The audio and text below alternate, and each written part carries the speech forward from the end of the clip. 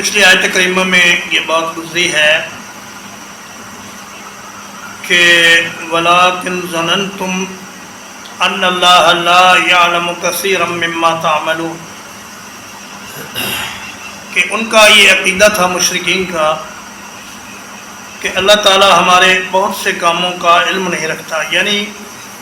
وہ صرف قیامت کے منکر نہیں تھے بلکہ اللہ کے علم کے بھی منکر تھے، اور اسی ان کے عقیدے نے اور اسی گمان نے اور اسی خیال نے جو انہوں نے اپنے رب کے بارے میں قائم کیا ان کو تباہ و برباد کر دیا۔ اردہ یردی کا معنی ہوتا ہے ہلاک کرنا، تباہ کرنا، برباد کرنا۔ اگر غور کیا جائے تو مشرکین کا سب سے بڑا جرم یہی ہے کہ وہ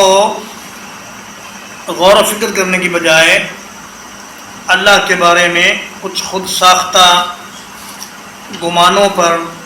اپنی زندگی گزارتے ہیں۔